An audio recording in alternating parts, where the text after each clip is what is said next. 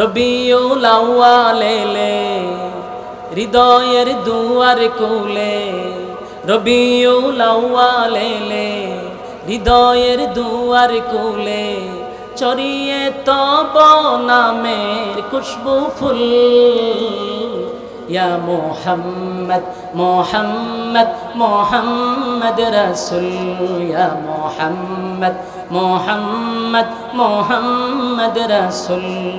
চলতনি কথা বলেন, চলতনি আমার সাথে কইতে কথা বলেন। ইয়া মুহাম্মদ মুহাম্মদ মুহাম্মদ রাসূল, ইয়া মুহাম্মদ মুহাম্মদ মুহাম্মদ রাসূল।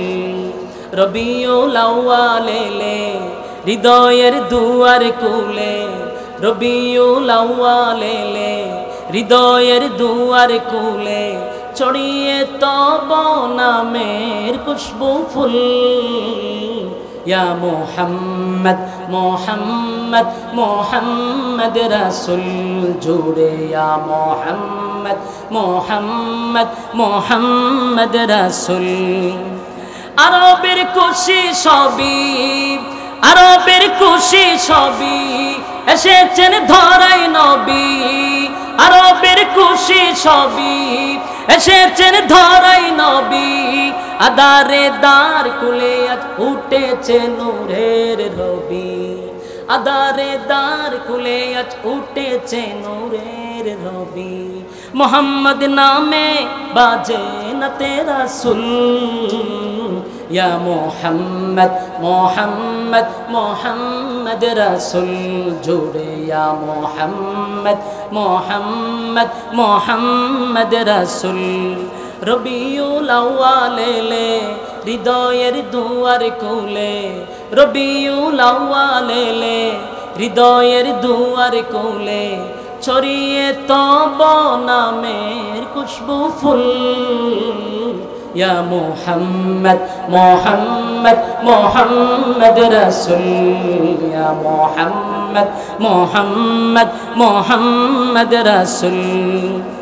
আমারি মন বিজনে দিদারে স্বপ্ন বুনে, আমারি মন বিজনে দিদারে স্বপ্ন বুনে, আশিকির দাও দেখা দাও শয়নে হৃদয় কোণে।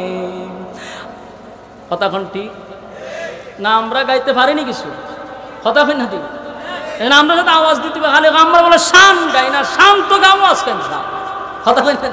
তবে গান গায়ে শান না বুঝার দরকার আছে কথা কই না দি, এলে আমার সাথে কইতেই বলুন। ইয়া মুহাম্মদ মুহাম্মদ মুহাম্মদ রাসূল, ইয়া মুহাম্মদ মুহাম্মদ মুহাম্মদ রাসূল। আমারি মন বিজনে দিদারে স্বপ্ন বুনে, আমারি মন বিজনে দিদারে স্বপ্ন বুনে, আশিকের দাও দেখা দাও শয়নে হৃদয় কোণে, আশিকের দাও দেখা দাও শয়নে হৃদয় কোণে। তোমারি প্রেমে সদা তাকি মশগুল, ইয়া মুহাম্মদ মুহাম্মদ মুহাম্মদ রাসূল, ইয়া মুহাম্মদ মুহাম্মদ মুহাম্মদ রাসূল।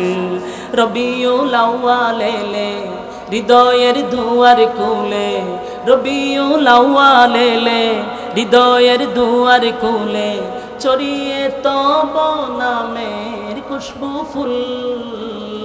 ইয়া মুহাম্মদ মুহাম্মদ মুহাম্মদ রাসূল, ইয়া মুহাম্মদ মুহাম্মদ মুহাম্মদ রাসূল।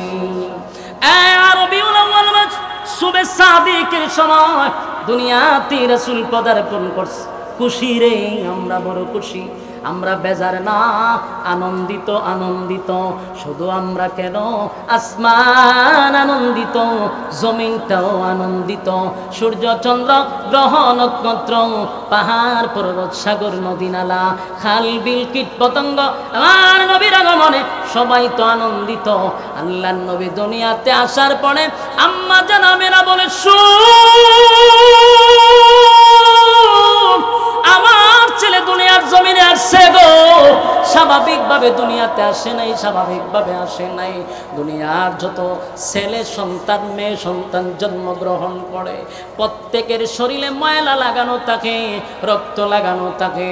আমার ছেলে দুনিয়াতে আসার সাথে সাথে আমি তাকায়া দেখি আমার সন্তানকে যেন গোসল করাইয়া খুশবু পড়াইয়া লজ্জাস্থান ঘুরে দুনিয়ার জমিনে পাঠাইছে। চিৎকার দিয়া করলি সুবহান। দেখি এটা কোনো মানুষের দ্বারা সম্ভব হতে পারে না। পৃথিবীর কোন মানুষকে এইভাবে জন্মগ্রহণ করছে? এই জুরে কোন করছে? তাহলে আমার নবীর জন্মটা অলৌকিকভাবে জন্ম। রাসূল দুনিয়াতে আসছে গোসল করা অবস্থায়, খুশবু পড়াইয়া রাসূলকে পাঠাইছে। এখানেই শেষ নয়, পৃথিবীর প্রতিটা সন্তান আসার সময় কান্নাকাটি করে রে আম্মা জান বলে আমার ছেলেও কাঁদছে। কিন্তু পৃথিবীর মানুষের কান্না আর আমার ছেলের কান্না একরকম নয়। আমি তাকায়া দেখি আমার ছেলে দুনিয়াতে আসার সাথে সাথে আমার সন্তান আল্লাহর কুদরতি পায় সেজদায় পড়ে গেছে। মাওলানা মুহাম্মাদান আবদুল্লাহি ওয়া রাসূলুহু আরসালাহু বিল হাক্কি বাশীরান ওয়া নাযীরা وداعيا إلى الله بإذنه وسراجا منيرا أما بعد فأعوذ بالله من الشيطان الرجيم بسم الله الرحمن الرحيم وما أرسلناك إلا رحمة للعالمين وقال تعالى وإنك لعلى خلق عظيم قال النبي صلى الله عليه وسلم بعثت لأتمم مكارم الأخلاق أو كما قال عليه الصلاة والسلام درود شريف قولي اللهم صل على محمد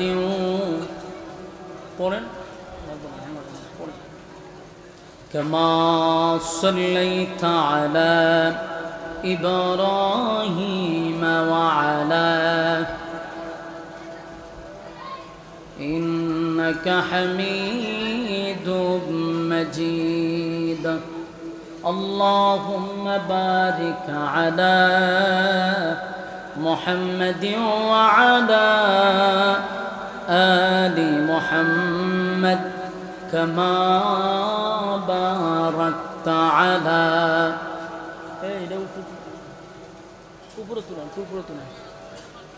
إنك حميد مجيد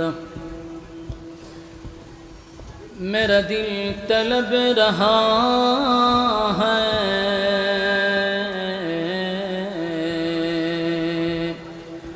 मेरे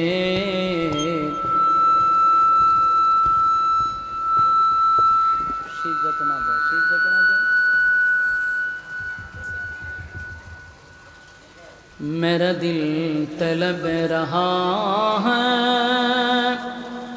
मेरे जले रहा है सीना ए दवा वही मिलेंगी मुझे ले चलो मदीना बदागल उला साउंड ठीक है हल्के टू रिवर्ब उड़ा हसनत जमीअ ख़सालिही सल्लु अलैहि मदीना मदीना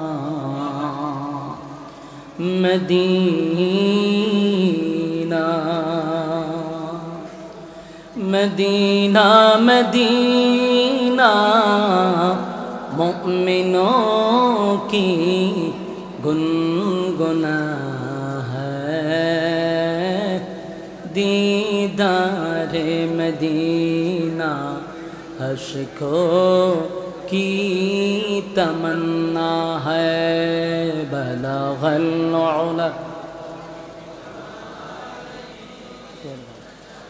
এগুলো হালকা রাখেন, সাজ যাতে না টান, একটু উড়ায় রাখেন, একটু উড়ায়। حسنت جميع خصاله صلوا علیہ، بختی کا چمکے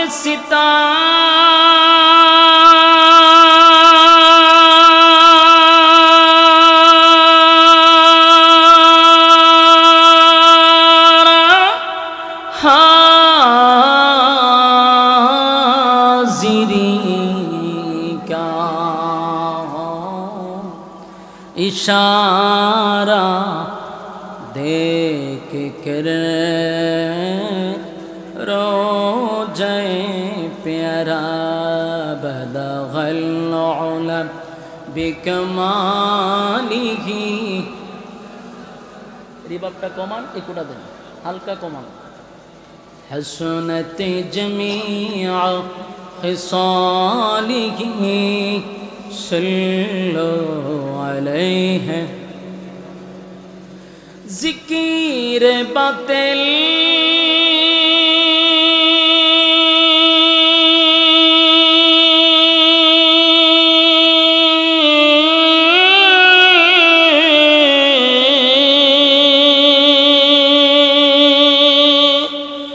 کھو ہٹا دے دل سے رب، ذکر میں تیرے لگا دے روز شب، لا الہ الا اللہ، جوڑ لا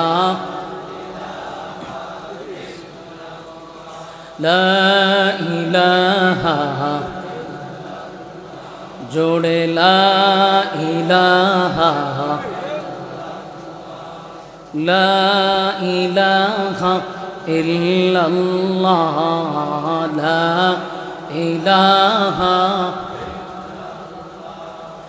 حسبی ربی جل اللہ، ما فی قلبی غیر اللہ، حسبی ربی جل اللہ، ما فی قلبی غیر اللہ، শুধু মাবুদ তুমি এক আল্লাহ, বলো লা ইলাহা ইল্লাল্লাহ, জোড়ে লা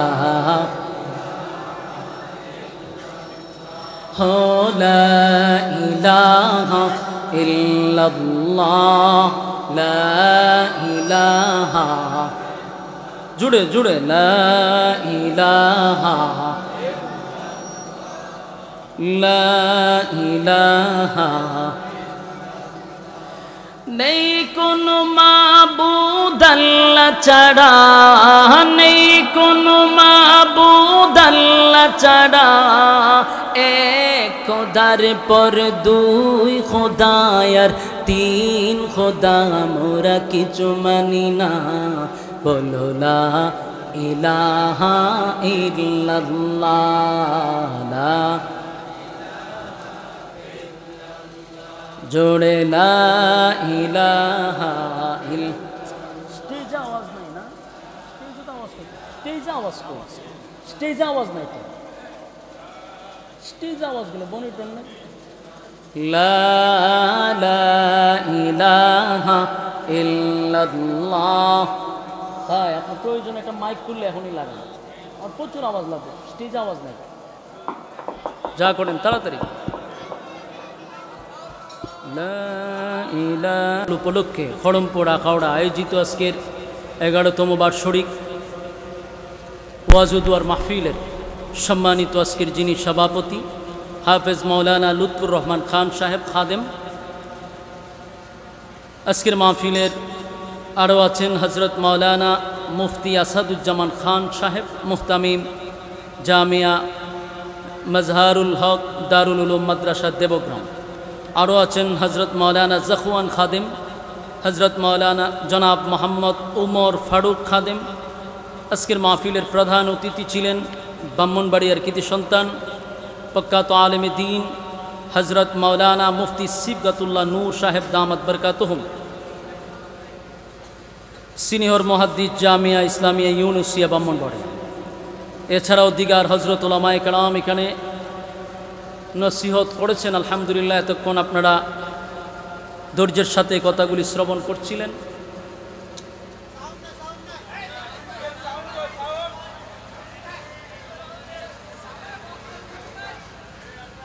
সাউন্ড না হইলে মহা মুসিবতে পড়বা, মহা মুসিবতে পড়বা যদি সাউন্ড না হয়। আমরা 5-10 মিনিট সময় দিই মাইকলারে। মাইকলও তো আমার ব্যাপারে জানা দরকার। 5-10 মিনিট সময় দিছি, এর ভিতরে ইনশাআল্লাহ উনি সাউন্ড ঠিক করে নেবেন। আজকের এই মাহফিলটা মূলত 12ই রবিউল আউয়ালকে কেন্দ্র করে দীর্ঘক্ষণ সময় আপনারা আলোচনা শুনছিলেন। জামিয়া নুসিয়ার সিনিয়র মুহাদ্দিস আল্লামা মুফতি সিবগাতুল্লাহ নূর সাহেবের জবান থেকে মৌমাছির মতো আপনারা বসে আছেন প্রচণ্ড গরমের মধ্যে। দুনিয়ার সমস্ত ফিতনা ফাসাদ থেকে হেফাজত করে হাজারো মানুষের মাঝখান থেকে যাচাই এবং বাছাই করে নির্বাচিত করে পছন্দ করে মহাব্বত করে ভালোবেসে আসার এবং বসার যে তৌফিকটুকু রব্বে কারীম আমাদেরকে দিয়েছেন, এই জন্য আমরা সর্বপ্রথম শুকরিয়া আদায় করছি আলহামদুলিল্লাহ। লক্ষ কোটি দুরুদ এবং সালাম আল্লাহর সৃষ্টির প্রধান আকর্ষণ জনাব মুহাম্মদুর রাসূলুল্লাহ সাল্লাল্লাহু আলাইহি ওয়াসাল্লামের উপর। সম্মানিত সুধী, দূর দূরান্ত থেকে আপনারা আসছেন। খরমপুর একটা ঐতিহ্যবাহী, এটার নাম সারা বাংলাদেশের সবাই জানে। বিশেষ করে কেল্লা শাহ মাজারকে কেন্দ্র করে এই এলাকাটা খুব পরিচিত। আমি যতটুকু জানছি আমাদের মাতুব্বর থেকে 2 গাড়ি আসছে, ব্রাহ্মণবাড়িয়ার থেকে অসংখ্য ছাত্র উলামায়ে কেরাম এখানে উপস্থিত হয়েছে। বেশিরভাগ দূর থেকে শ্রোতা আসছিল। আমিও জানতাম যে এটা মাজারের কাছেই। যাই হোক, এটা খাদেমদের পক্ষ থেকে একটা ফাউন্ডেশনের পক্ষ থেকে মাহফিল। এরপর আপনারা এই প্রচণ্ড গরমে যে উপস্থিতি, এখানে বৈশা থাকাটা অনেক কষ্ট। এরপর আপনারা মৌমাছির মতো বসে আছেন। লম্বা আলোচনা যদি নাও হয়, যতক্ষণ আলোচনা চলবে আপনারা আছেন তো ইনশাআল্লাহ। আমরা ধৈর্যের সাথে কথাগুলি শ্রবণ করার চেষ্টা করব। রব্বে কারীম যেন বলনেওয়ালা এবং শুননেওয়ালা উভয়কে সহিভাবে বলার তৌফিক দান করে, শুননেওয়ালাকে শোনার তৌফিক দান করে, আমিন। সম্মানিত সুধী, অত্যন্ত গুরুত্বপূর্ণ একটি মাস, ফজিলতপূর্ণ একটি মাস রবিউল আউয়াল মাস। এই মাসকে কেন্দ্র করে আমরা সারা বাংলাদেশের বিভিন্ন জায়গায় ওয়াজ মাহফিল করে থাকি। এই মাসটাকে কেন্দ্র করে 12ই রবিউল আউয়ালের দিন, এই 12 তারিখে আমরা অনেক সময় আনন্দ মিছিলও করি। যে যেইভাবে পারে নবীর প্রেম তারা জাহির করে। আজকের এই দিন রবিউল আউয়াল মাসের 12 তারিখ। আমরা সচরাচর জানি যে এই মাসে রাসূল আরবি সাল্লাল্লাহু আলাইহি ওয়াসাল্লাম সুবহ সাদিকের সময় সোমবার দিনে দুনিয়াতে পদার্পণ করেছেন। যদিও বিজ্ঞ আলেমরা এই ব্যাপারে অনেক কথা বলে থাকেন যে এখানে ইখতিলাফ আছে, জন্ম নিয়ে ইখতিলাফ। কেউ বলে 8 তারিখ, কেউ বলে 12 তারিখ। কিন্তু একটা বিষয়ে একমত, কোনো ইখতিলাফ নাই। এটা হলো 12ই রবিউল আউয়াল সোমবার দিনে রাসূলের ওফাত হয়েছে, এর মধ্যে কোনো সন্দেহ নেই, কোনো ইখতিলাফ নেই। তাহলে এই দিনটা শুধু জন্মের তারিখ না ওফাতের তারিখ? আপনারা, আমার আওয়াজ আপনাদের কান পর্যন্ত যায়নি? আমি মাহফিলে আসার আগে অনেকবার বলছি, যিনি মাহফিল ডাকছে, যে দেখেন আপনারা সাউন্ডটা কিন্তু ঠিক রাখেন। এত বলার পরেও যদি এখন আপনারা বলতে হয় যে সাউন্ড আসে না, দুঃখজনক। যারা মাহফিল কর্তৃপক্ষ তাদের দুর্বলতা।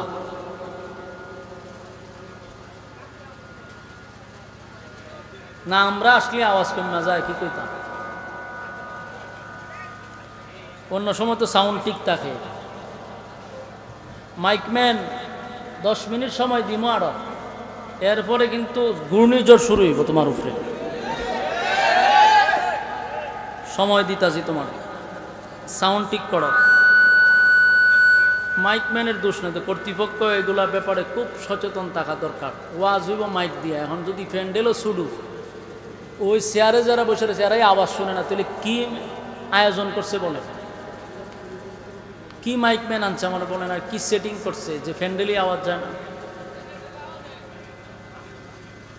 তো অত্যন্ত দুঃখজনক। আচ্ছা, ওনাকে আরো 10 মিনিট সময় আমরা দিচ্ছি, এর ভিতরে মোটামুটি আওয়াজ যায় তো। আচ্ছা, এরপরে উনি কাজ চালাইতেছে। একটা বিষয় আগে আমার সাথে হ্যাঁ না বলবেন। বলুন, এই রবিউল আউয়ালের 12 তারিখ কি রাসূলের আগমন শুধু, না ওফাত? বিশ্বাস করেননি? ওফাতুন নবী নিয়ে কোনো ইখতিলাফ নাই। তাহলে শুধু আসার কথাটাই কেন বারবার বলি? রাসূল যে এই তারিখে বিদায় হয়েছে এই কথাটা তো একবারও শুনি না। তার একটা কারণ আমি বাইর করছি, যে আসাটা হলো আনন্দ, যাওয়াটা হলো ব্যতীত। যাওয়াটা ব্যতীত। তো কেউ যদি যাওয়ার আলোচনা করে যে এই তারিখ রাসূল দুনিয়ার থেকে বিদায় হয়েছে, তাহলে কি আর আনন্দ করা যাবে? এই জন্য যাওয়াটারে গোপন রাখা হয়, আর আশাটারে এটারে হাইলাস করা হয়। হাইলাস করে মানুষের কাছে পৌঁছানো। দুটোটা বলবেন যে রাসূলের আগমন এবং ওফাতুন নবী দুটোটা একসাথে। রাসূল দুনিয়াতে আসছে, আমরা খুশি না বেজা? অনেক কয় আমরা বলে বেজা। বেজান না, আসমান খুশি, জমিন খুশি, সূর্য, চন্দ্র, গ্রহ, নক্ষত্র, পাহাড়, পর্বত, সাগর, নদী, নালা, খাল, বিল, কীট, পতঙ্গ, সৃষ্টি জগতের সবাই খুশি রাসূল দুনিয়াতে আসার কারণে। কেন মিথ্যা অপবাদ দেওয়া হয়? রাসূল আসার কারণে সবাই খুশি, সৃষ্টি জগতের সমস্ত মাখলুকাত আসার আনন্দে আনন্দিত। দিন বলছে আল্লাহর কাছে, আল্লাহ আপনি আমার মধ্যে রাসূলকে দেন। রাত বলছে আল্লাহ আপনি আমার মধ্যে দেন। রাত আর দিনকে খুশি করার জন্য আল্লাহ সুবে সাদিকের সময় রাসূলকে পাঠাইছে। সুবে সাদিক দেখবেন কিছু অংশ রাত্রের, কিছু অংশ দিনের, এই সময়টাতে রাসূলকে পাঠাইছে। তো রাসূল আসার কারণে দিন খুশি, রাত খুশি, আসমান জমিন খুশি, আল্লাহর মাখলুকাত খুশি। আমি যদি খুশি না হই, তাহলে এতে কি রাসূলের সম্মান কমে যাবে? আমার মতো এক কটায় আর যদি আল্লাহর রাসূলের আশায় খুশি না হয়, আমার ধ্বংস, কিন্তু রাসূলের সম্মান কমবে? যেন এটা ভুল ধারণা। সবাই খুশি। রাসূল সাল্লাল্লাহু আলাইহি সাল্লামের জীবনীটা 63 বছর। কত বছর ছিলেন? 63 বছর। প্রতিটা কথা আলোচনা মনোযোগ সহকারে শ্রবণ করবেন। কেন বলছি? বালিশের সঙ্গে মাথা লাগায় আবার বাড়িতে গিয়ে কথাগুলির অ্যানালাইজ করবেন। কি বলছি আগে মনোযোগ দিয়ে শুনবেন, এরপরে আলোচনা করবেন, সমালোচনা করবেন। না আপনি বুঝেন কম, লাফান বেশি, তাহলে আপনার সাথে আমার কোনো ওয়াজ নাই। আপনাকে বুঝতে হবে। আজকে যার যার মোবাইলে এসে মনে মনে রেকর্ড করেন যে কি কয় শুনি, আসলেই কি আশরাফি রাসূল বিরোধী, ওলি আল্লাহ বিরোধী, এটা আজকে মনোযোগ দিয়ে শোনা দরকার। এক বেচারা বলছে যে আপনার কান তো সিলে নিয়ে গেছে, আপনি খানো হাত না দিয়ে একটু দৌড় মারছেন। এটা যেমন বুখামি। মানুষ বলে অমুক হুজুর, তমুক হুজুর তো ওলি আল্লাহ মানে না, রাসূল মানে না, আপনিও শুরু করলেন গালাগালি। এটাও তেমন বুখামি। মনোযোগ দিয়ে শুনতে হবে। যা বলবো আজকে খালি মনোযোগ দিয়ে শুনবেন। রাসূলের শান মান আপনারাও বলেন, আমরাও বলি, মনোযোগ দিয়ে আজকে শুনবেন। এক নাম্বার কথা হলো, আগে মনোযোগ দিয়ে শুনতে হবে রাসূলের জীবনীটা কত বছর? 63 বছর। এই 63 বছরটাকে 3টা ভাগে ভাগ করা হয়। এর মধ্যে 40 বছর কোরআন নাজিলের আগ পর্যন্ত, কোরআন নাজিল হওয়ার পরে 2টা ভাগে ভাগ করা হয়েছে, একটা হলো মাক্কি আর একটা হলো মাদানী। কোরআন নাজিলের আগে 40 বছর হলো ক্বাবলান নবুয়ত। এই 40 বছরের ভিতরে রাসূল আদেশ করেন নাই, নিষেধ করেন নাই, নীরব ভূমিকা পালন করছে। বাকি রইল 13 বছর মাক্কি জিন্দেগি। এই 13 বছরের অধ্যায়টা পরে দেখবেন এখানে শুধু এক ছাটিয়া নির্যাতন সহ্য করছে, এক ছাটিয়া মাইর খাইছে, প্রতিবাদ করে নাই। বাকি 10 বছরের জিন্দেগি মাদানী, সেই সময় শুধু মাইর খাইছে না, মাইর দিছে। কথা হয় না, খালি মাইর খাইছে না মাইর দিছে। কুবা শামসুর মতো পরে কুবাইছে। খালি মায়ের খাওয়ান ইসলামে না মায়ের দেওয়ানো। 13 বছর শুধু নির্যাতন সহ্য করে গেছে, এক ছাটিয়া নির্যাতন করছে। প্রতিবাদ করে নাই কেন? আল্লাহ বলেন নাই, প্রতিবাদ করেন নাই। 10 বছর পরে ইসলামিক রাষ্ট্র কায়েম করছে, মায়ের খাইয়া না, মায়ের দিয়াও। তাহলে 3টা অধ্যায়ের প্রথম 40 বছর গেল, দিনের দাওয়াত দেন নাই। দাওয়াত দিলেন কত বছর? 23 বছর। বলুন, দাওয়াত দিলেন কত বছর? 23 বছর। দাওয়াত দিলেন না কত বছর? 40 বছর। তাহলে রাসূলের জীবন এটা হলো 63 বছর। তো জীবনের একটা বেশি অংশ চলে গেছে দাওয়াত ছাড়া। আর 23 বছর মাইর খাইলেন, 13 বছর। পরের 10 বছর গিয়ে ইসলাম কায়েম হইল রাষ্ট্রীয়ভাবে। প্রশ্ন হইল 40 বছর রাসূল চুপ ছিল কেন? জানা দরকার না। জীবনের বড় একটা অংশ গেছে চুপ, কোনো আদেশ নাই, নিষেধ নাই। এখন 40 বছরটা যদি আপনি একটু অ্যানালাইজ করেন, একটু স্টাডি করেন, তাহলে দেখেন 40 বছরের ভিতরে আমার রাসূলের একটা শত্রুও ছিল না। এই করমপুরের বায়ারা, প্রতিটা কথা মনোযোগ দিয়া শুনবেন এবং বুঝলে হ্যাঁ বলবেন, না বুঝলে না বলবেন। আওয়াজ দিতেই গো, মাইকের আওয়াজ তা হোক আর না তাও, কিন্তু আপনাদের আওয়াজ থাকতেই গো।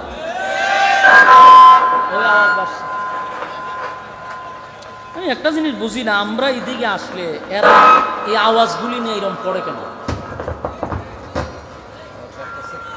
কিন্তু গানও লাগাই দিলে তো আওয়াজ কমে না, তখন তো মঞ্চ শুদ্ধ দেখাবে। এটা হিসাব আমি মিলাইতে পারি। এখন দেখেন 40 বছর বেশি অংশ চলে গেল দাওয়াত ছাড়া। ঘটনাটা কি? আপনি মনোযোগ দিয়া যদি 40 বছর রিসার্চ করেন তাহলে অনেক কিছু পাইবেন। 40 বছর পরে রাসূল যখন মানুষের সামনে দাঁড়ায় বলল যে আজকের পর থেকে আমারে তোমরা মুহাম্মদ বলবা না, আমারে বলবা মুহাম্মাদুর রাসূলুল্লাহ সাল্লাল্লাহু আলাইহি ওয়াসাল্লাম। এই ঘোষণাটা কত বছর পরে দিছে? হ্যাঁ, 40 বছর। কিন্তু রাসূল যে নবী হবে এটা কিন্তু আদম নবী হওয়ার আগের থেকে আল্লাহ সিদ্ধান্ত নিয়ে রাখছে। এটা আহলে সুন্নাত ওয়াল জামাতের আকীদা, ইয়াদ রাখবেন। কিন্তু আমি আজকে আমাদের আকীদাটা আপনাদের সামনে একবারে ক্লিয়ার করতে চাই। যারা আমাদেরকে নিয়ে বিভিন্ন সমালোচনা করেন, মনোযোগ দিয়ে শুনবেন। আমাদের রাসূল যে নবী হবে এটা কি 40 বছর পরে সিদ্ধান্ত, না আদম নবী দুনিয়াতে পাঠাইবার আগে সিদ্ধান্ত? এটা আমাদের আকীদা। তো রাসূল ঘোষণা দিয়েছেন 40 বছর পরে। 40 বছর পরে একটা জায়গায় দাঁড়ায় বলছে, শোনো, আজকের থেকে শুধু মুহাম্মদ না, মুহাম্মাদুর রাসূলুল্লাহ। আর আজকের পর থেকে তোমরা, স্পষ্ট ঘোষণা দিছে, লা ইলাহা ইল্লাল্লাহ মুহাম্মাদুর রাসূলুল্লাহ সাল্লাল্লাহু আলাইহি ওয়াসাল্লাম। আল্লাহ ছাড়া কোনো মাবুদ নাই, কোনো ইলাহ নাই। আর আমি মুহাম্মদ নয়, আমি আজকে থেকে হলাম মুহাম্মাদুর রাসূলুল্লাহ সাল্লাল্লাহু আলাইহি ওয়াসাল্লাম। আমি আল্লাহর বান্দা এবং রাসূল। কত বছর পরে ঘোষণা দিছে? 40 বছর। এখন 40 বছর পরে যে রাসূল বলছে আমি রাসূল, আমি নবী, তখন স্বাভাবিক এলাকার মানুষ যারা জরু হয়েছে এরা বলতে পারে যে আপনি নবী যে হঠাৎ করে বইলা ফেলাইলেন, কেমনে নবীটা হয়েছেন আপনি? বলতে পারেনি। এ কথা কই না দি। আমি যদি এখানে দাঁড়াই কই বলে কয়ও করমপুরের আজকের থেকে আমি এমপি হয়েছি, তা আপনারাও বলে আরে হুজুর কোন অ্যাঙ্গেলে হয়েছে? কেমনে হয়েছে না ইটা আগে কন, এরপরে আমি এমপিটা পরে আগে কই না আপনি কেমনে হয়েছে, প্রশ্ন করবেন না আপনারা, এটা আওয়াজ দিয়ে। ঠিক রাসূল যখন বলছে আজকের থেকে আমি রাসূলুল্লাহ, মক্কার সবাই খারিয়ে হতে কেমনে কোন অ্যাঙ্গেলে, সারা জীবন ডাকলাম মোহাম্মদ আব্দুল্লাহর পুত্র, এখন তুমি রাসূলুল্লাহ হয়ে গেলা, কেমনে হইছ? ঠিক রাসূল সাল্লাল্লাহু আলাইহি সাল্লাম বলেন আমি নবী কিভাবে হইছি, এটা যদি তোমারে আমারে জিজ্ঞাসা করো তাহলে আমি নবী বলবো 40 বছর রিসার্চ করো। বুঝা ঠিক কই, রাসূল যে নবী হওয়ার যোগ্য এটা 40 বছর রিসার্চ করলেই তোমরা পেয়ে যাবে। তাহলে 40 বছর তো নীরব ছিল, তাহলে 40 বছর রিসার্চ করে কি পাইবো? বলে এই নীরবের ভিতরে আমি যে নবী হব এটা ওই 40 বছর রিসার্চ করলে পাওয়া যায়, যে আমি যে নবী হওয়ার যোগ্য এটা 40 বছর স্টাডি করলেই তোমরা পাইয়া যাবে যে আমি নবী হওয়ার যোগ্য। এখন আসুন 40 বছর নীরব থেকে নবী হওয়ার যোগ্য কেমনে হইলো এটা আমরা একটু আলোচনা করি। আমরা শুনতে রাজি নি? আমাদের রাসূল সাল্লাল্লাহু আলাইহি সাল্লাম 40 বছর নীরব থাকার ভিতরেও নবী হওয়ার যে যোগ্য অর্জন করছে এটা 40 বছর রিসার্চ করলে পাওয়া যায়। ভাই আল্লাহর রাস্তে মাইকটা ঠিক করেন তাড়াতাড়ি, মাটি খাটতা যে আমি এত কষ্ট হইতেছি। তো 40 বছর রিসার্চ করলে কিভাবে পাওয়া যায়? নবী হইতে যতগুলা কোয়ালিটি দরকার, যতগুলা গুণের দরকার, সব 40 বছর আপনি তালাশ করলে সব পাইবেন। দেখেন আমার রাসূল দুনিয়াতে আসার বহু আগ থেকে রাসূলের প্রচার প্রসার কিন্তু চলতেছিল। কথা বুঝুন না আপনারা? রাসূল আসার বহু আগ থেকে প্রচার প্রসার চলতেছে। শুধু প্রচার প্রসার না, অলৌকিক বহু ঘটনা রাসূল দুনিয়াতে আসার আগ থেকে শুরু হয়ে গেছে। এখন 40 বছর রিসার্চ করলে নবী হওয়ার যে যোগ্য এটা কেমনে বাই করবো আমরা? আসুন আমরা একটু আরো আগে যাই, তাহলে বুঝতে সুবিধা হবে। আর কতক্ষণ লাগবো?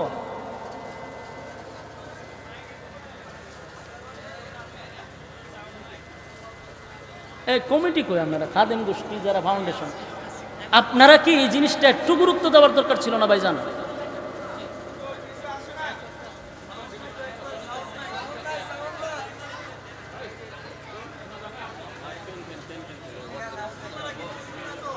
সুতারা শুনে না, আমারও তো কেন পুরা মনে করেন যে মাটি খাটতেছি, এত কষ্ট হইতেছে। জেনারেটরতে সারা বাংলাদেশে ওয়াজ করি, এখন জেনারেটরতে পাবলিক আওয়াজ তো এরকম তো শুনছি না আমি। আপনারা এই কামটা করলেন, মাইকের ব্যাপারে দুর্বলতা করলেন।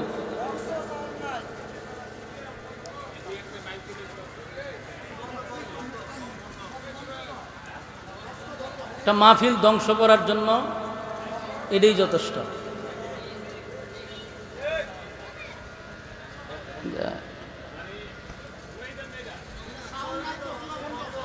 হ্যাঁ, সব তো বন্ধ, আমি বুঝতে আছি, সব বন্ধ।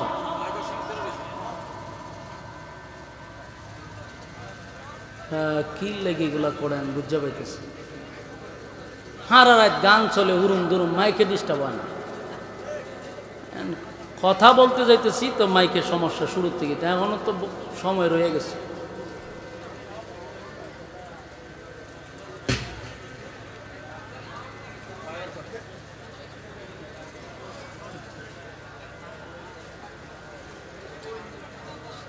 বসেন বসেন, ইনশাল্লাহ বসে যান। আমরা যেহেতু আপনারা আরামের ঘুম হারাম করছেন, আর বৈশা যেহেতু গেছেন, আলোচনা শূন্য যাওয়া দরকার না। আপনারা তো কইবেন যে কি ফেস লাগাই যায়, লেগে আজকে আলোচনা শূন্য বাড়ি যাবেন। মনের যত ভুল ধারণা আছে এগুলো যেন আজকের আলোচনায় ভেঙে যায় ইনশাল্লাহ। ঠিক করেন, ঠিক করেন। কিছু আওয়াজ আসেনি, বক্সা লইছিনি, আওয়াজ এখনো যায় না। এখন শুনেন, তাহলে 40 রাসূলকে যখন বলল আমি রাসূলুল্লাহ, তখন মক্কার মানুষরা কি বলছে যে আপনি রাসূল কিভাবে হইছেন? রাসূল বলে আমি রাসূল কিভাবে হইছি, কেমনে হইছি?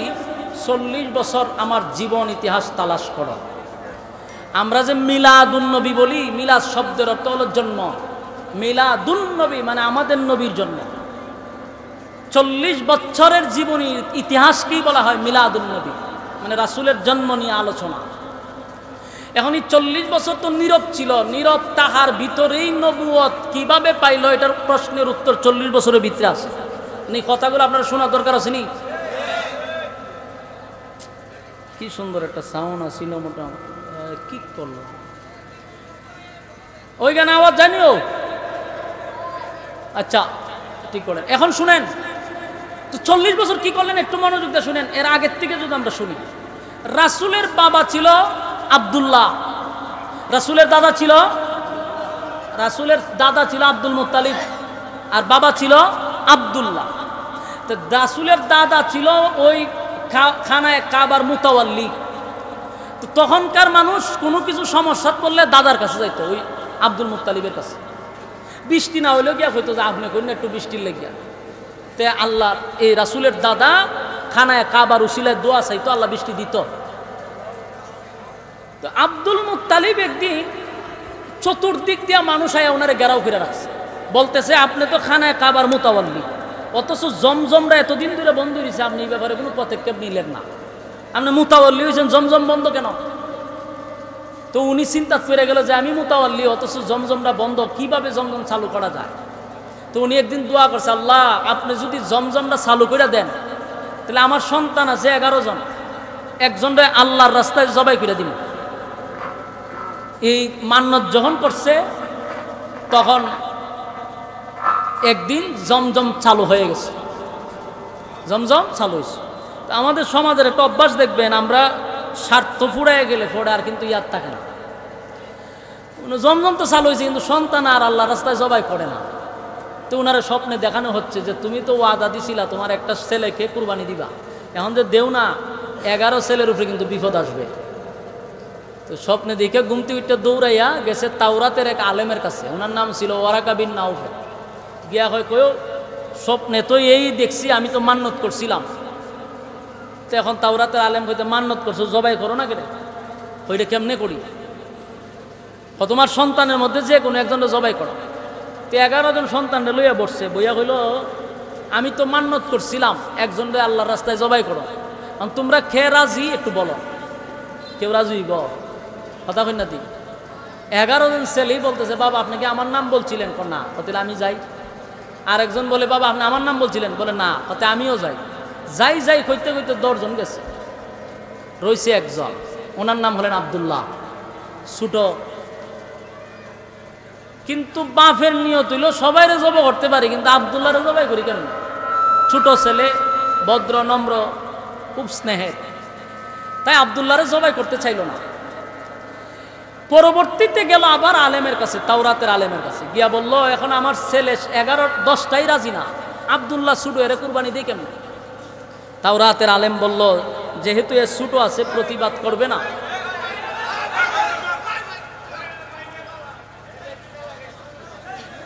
এটা কি কোনো ষড়যন্ত্র কিনা? ষড়যন্ত্র হইতে পারে কিনা সন্দেহ লাগতেছে তো। হ্যাঁ না, এটা কি ষড়যন্ত্র হইতো তো না? এরকম হইতো কেন? আমার প্রশ্ন হলো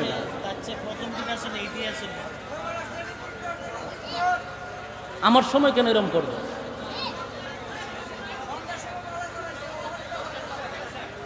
আমার সময় কেন এরকম হইবে আমি এটা বুঝতে পারতেছি না।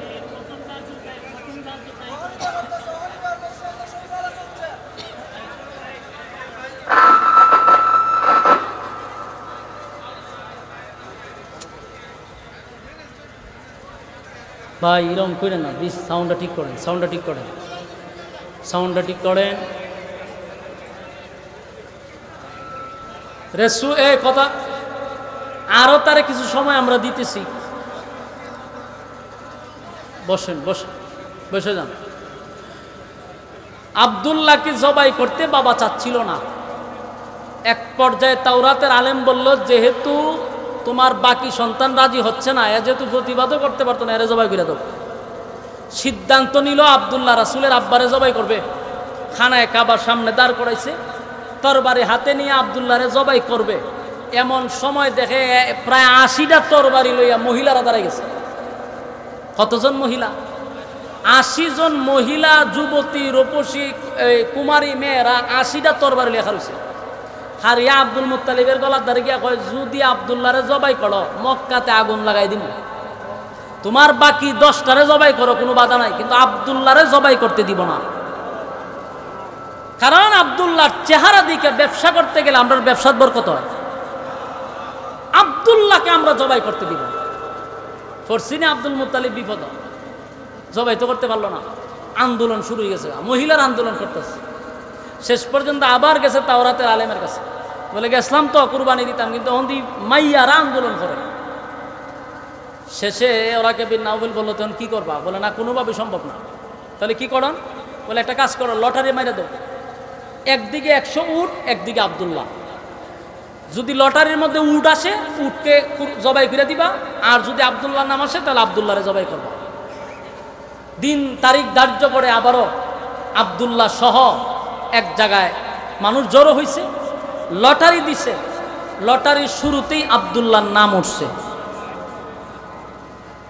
এখন জবাই করা লাগেনি, মহিলারা চোখ বড় বড় করে চায় আব্দুল মুত্তালিবের দিকে, যে হইছে না।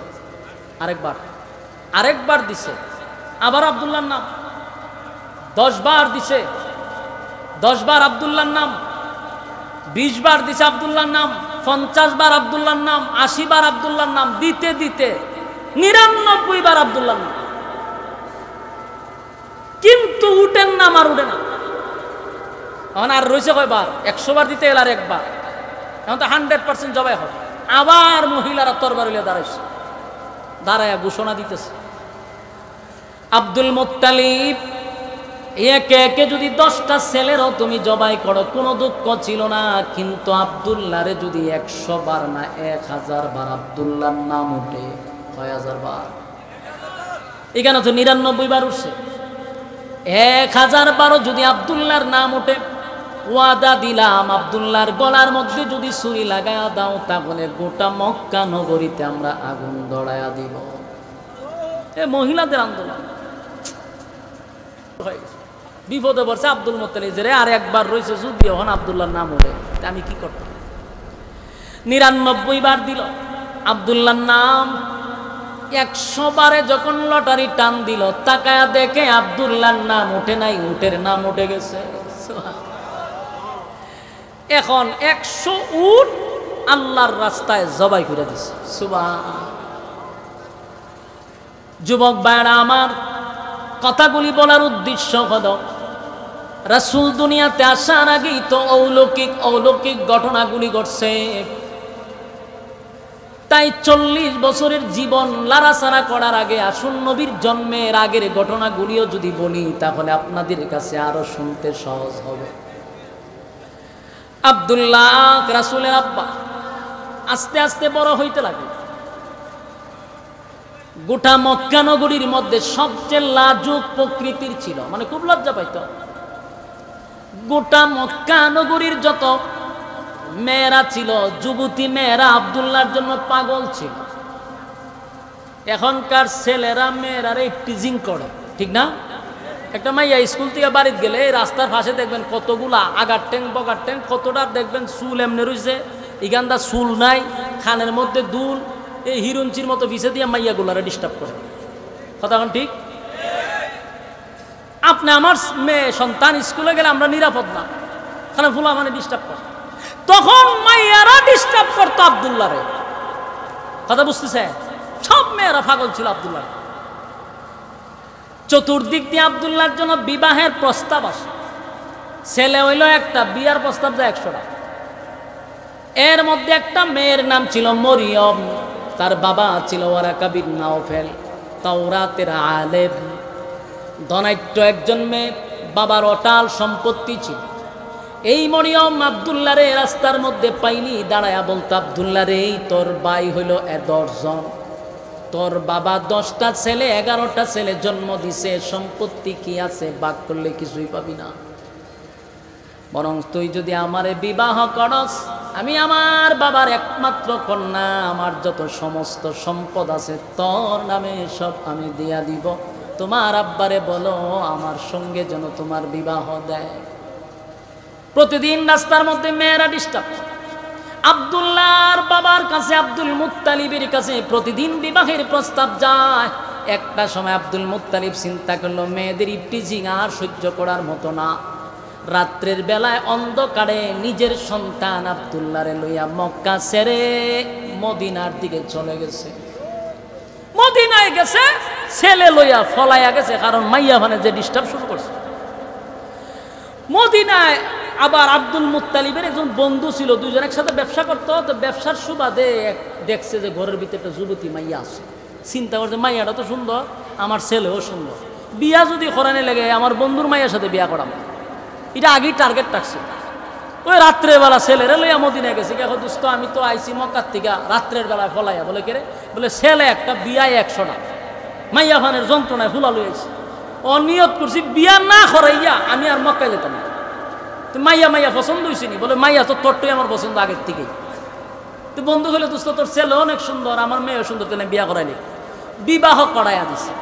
যেই মেয়ের সাথে বিবাহ হয়েছে ওনার নাম হলো আমেনা। সুবহানাল্লাহ, বিয়া হয়ে গেছে। বিয়া টিয়া করার পরে অনেক দিন পরে আব্দুল্লাহরে নিয়ে আবার ওনার বাবা আসছে মক্কায়। ওই দিকে গোটা মক্কার যুবতী মাইয়ারা আব্দুল্লাহরে তালাশ করতে করতে পাগল হয়ে গেছে। আব্দুল্লাহ গেল কই? গোটা মক্কায় আব্দুল্লাহরে তালাশ করে, আব্দুল্লাহরে পায় না। কোথায় রে আব্দুল্লাহ, কোথায় আব্দুল্লাহ, কোথায়? পায় না। আজকে 7-10 দিন হয়ে গেছে। হঠাৎ করে আব্দুল্লাহ যখন মক্কায় আসলো, মেয়েরা খবর পাইছে আব্দুল্লাহ মক্কায় আসছে। এর মধ্যে মরিয়ম, ওয়ারাকা বিন নাউফেলের মেয়ে, একমাত্র কন্যা, খবর পাইছে।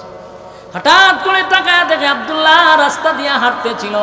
মরিয়ম পাগল পাগল পাগল হইয়া ঘর থেকে বাহির হইয়া রাস্তায় দাঁড়াইছে আব্দুল্লাহর সামনে।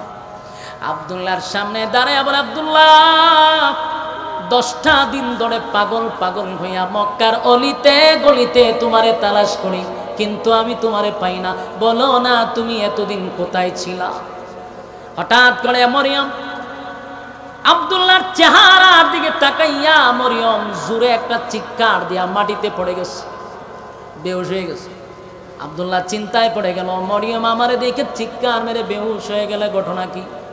হুশ ফিরার পরে আবার চিৎকার শুরু করছে আর বলে, আব্দুল্লাহ 10টা দিন মক্কার অলিতে গলিতে তোমারে তালাশ করলাম, আজকে তোমার চেহারার দিকে তাকাইয়া আমি বুঝতে পারছি আব্দুল্লাহ রে, বল খানায় খাবার কসম দিছে আমার সঙ্গে লুকোচুরি করবি না। বল তুই কি বিবাহ করছস? বলে হ করছি। মেয়ের নাম কি? আমেনা। বলে হ আমেনা। মেয়ের বাড়ি কি? মদিনায়। বলে মদিনায়। আব্দুল্লাহ আমি আজকে অনেক দিন ধরে পাগল হয়ে গেছি তোরে বিবাহ করার জন্য। আব্দুল্লাহ রে, আমি তোরে মন থেকে ভালোবাসতাম। যেদিন তোর আব্বা তোরে জবাই করার জন্য খানায় কাবার সামনে দাঁড়াইছিল, 80 জন মেয়ে তোর বাড়ি লইয়া দাঁড়াইছিল প্রতিবাদ করার জন্য। এ আব্দুল্লাহ, এই 80 জন মেয়ের নেতৃত্ব আমি মরিয়ম দিছি। আমার নেতৃত্বে 80 জন মেয়ে দাঁড় করাইছি তোমারে যেন জবাই না করে, কারণ আমার মনে বড় ধারণা ছিল, আব্দুল্লাহর স্বপ্ন দেখছি পৃথিবীর শ্রেষ্ঠ মা আমি হব। পৃথিবীর শ্রেষ্ঠ মা হব। এ আব্দুল্লাহ, তোমার জন্য কেন পাগল ছিলাম জানোনি? কেন পাগল ছিলাম জানোনি? আব্দুল্লাহ রে, আমার আব্বা কিন্তু তাওরাতের আলেম, আমি তাওরাতের আলেমের মেয়ে। আমি প্রতিদিন আমার বাবার সঙ্গে তাওরাত রিসার্চ করি। তাওরাতের প্রতি পৃষ্ঠায় পৃষ্ঠায় আমি মুহাম্মদের নাম পেয়েছি। এ আশিক রাসূল, প্রতিটা কথা দিলের কান লাগায় শুনবেন। আল্লাহর পয়গম্বর দুনিয়াতে এখন আসে নাই, অলৌকিক ঘটনা শুরু হয়ে গেছে এর আগেই। যুবক ভাইরা আমার, নবীর শান কারে কয়? নবীর শান কত প্রকার, যদি শেষ পর্যন্ত থাকেন তাহলে আজকে নবীর শান শুনা যাবেন ইনশাআল্লাহ। নবীর শান কারে কয়, কত প্রকার ও কি কি, দিলের কান লাগায় শোনার চেষ্টা করুন। এবার মরিয়ম বলেন, আমি যখন তাওরাত পড়তাম, তাওরাতের প্রতি পৃষ্ঠায় আমি মুহাম্মদের নাম পেয়েছি, আর সেই মুহাম্মদের নূর আমি আব্দুল্লাহ তোমার মধ্যে দেখতে পাইতাম। তাই আমার মনে চাইছিল তোমারে যদি বিবাহ করি আমি পৃথিবীর শ্রেষ্ঠ মা হব। আজকে তাকায়া দেখি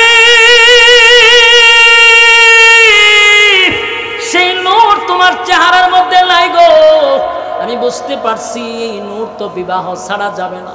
নির্ঘাত তুমি বিবাহ করছ।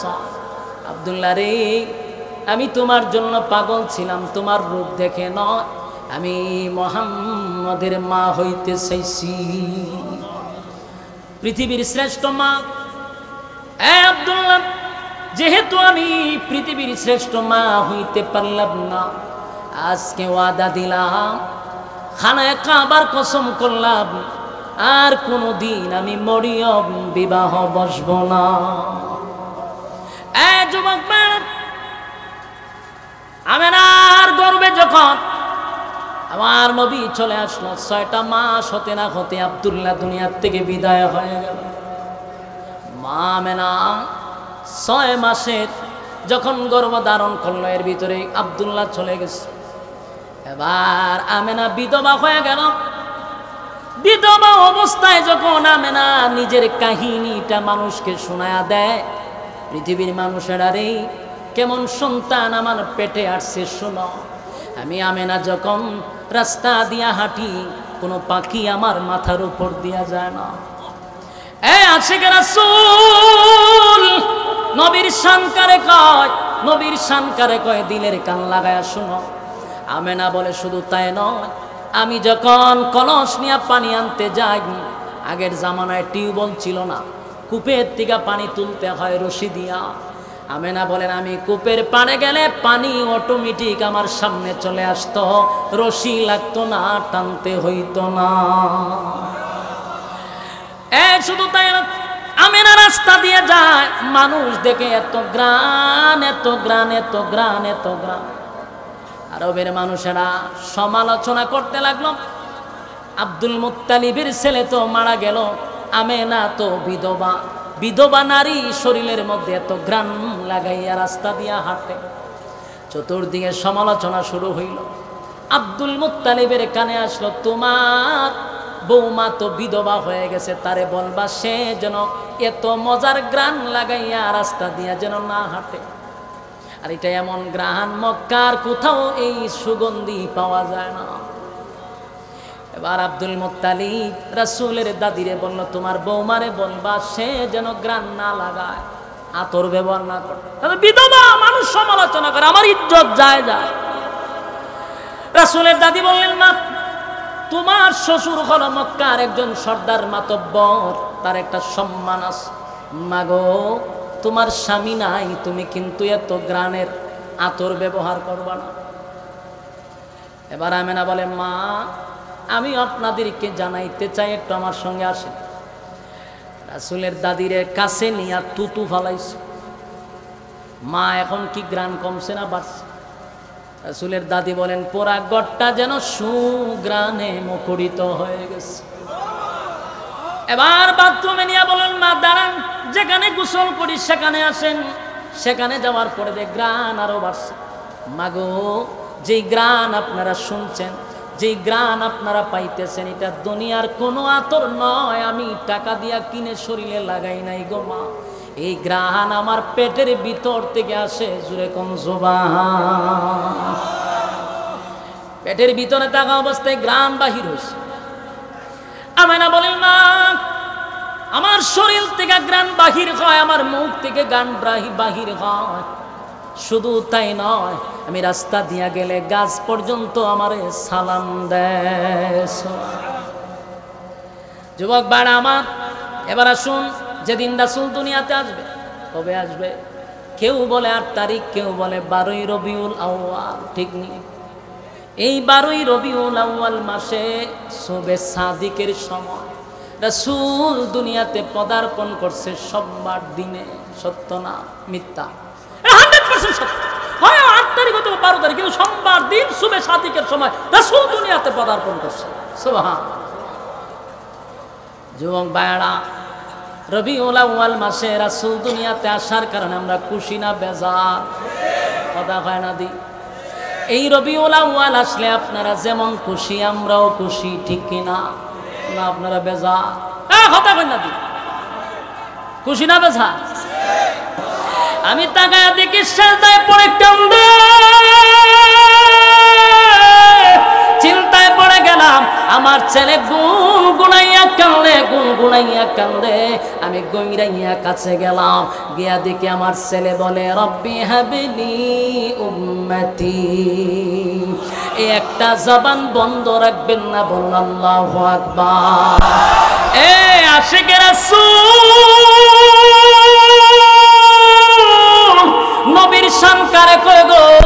আমার নবী দুনিয়ার জমিনে আসছে অলৌকিক ভাবে, যেটা পৃথিবীর কোনো মানুষ এইভাবে জন্ম নিতে পারবে না। দুনিয়াতে আসার সাথে সাথে কেউ সেজদা দিতে পারে না। এখানেই শেষ নয়, আল্লাহর নবীর মা আমেনা বলেন, হঠাৎ করে দেখি আমার কাছে একটা ঘোষণা আসছে, আমার ছেলেকে নিয়ে যাবে। আমি তাকায় দেখি আমার আশেপাশে আমার ছেলে নাই। আমি পেরেশানির মধ্যে পড়ে গেলাম, কোথায় রে আমার কলিজার টুকরাকে? সারা ঘরে বিশ্রায়া পাই না। আওয়াজ আসলো আমেনা, চিন্তার কোনো কারণ নাই, তোমার সন্তানকে আমার আল্লাহ ইনভাইট করছে কুল কায়নাতের মধ্যে। তোমার ছেলেকে পরিচয় করায়া দিবে আমার আল্লাহ। সাত আসমানকে পরিচয় করাবে, সাত জমিনকে পরিচয় করাবে, কুল কায়নাতকে পরিচয় করাইবে। কারণ নবী জন্মের পরে যখন কোনো সৃষ্টি যেন এই কথা বলতে না পারে মুহাম্মদকে চিনি না, এমন কোনো মাখলুক যেন না থাকে। তাই আমার নবীরে সাত আসমান ভ্রমণ করাইল, সাত জমিন ভ্রমণ করাইল, কুল কায়নাত ভ্রমণ করাইয়া আমার নবীরে আবার মার কাছে ফিরাইয়া দিছে।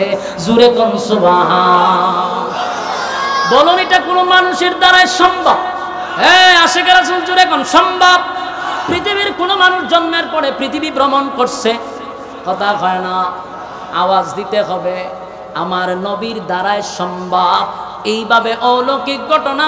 শুধু তাই নয়, আবু তালেব বলেন আমি তাকায়া দেখি আমার বাতিজারে কুলে নিব, আমার বাতিজা শুধু চতুর্দিকে মাথা লড়ায়। আর সহ্য হয়ে গেলাম, আমি আমার বাতিজার চেহারার দিকে তাকায় আসি, বাতিজা আমার চেহারার দিকে তাকায় না, ডাইনে মাথা লড়ায় বামে লড়ায়। হঠাৎ করে তাকায়া দেখি সূর্য চন্দ্রটাও ডাইনে লড়ে বামে লড়ে। আশ্চর্য হয়ে গেলাম, চন্দ্র ডাইনে বামে লড়ে।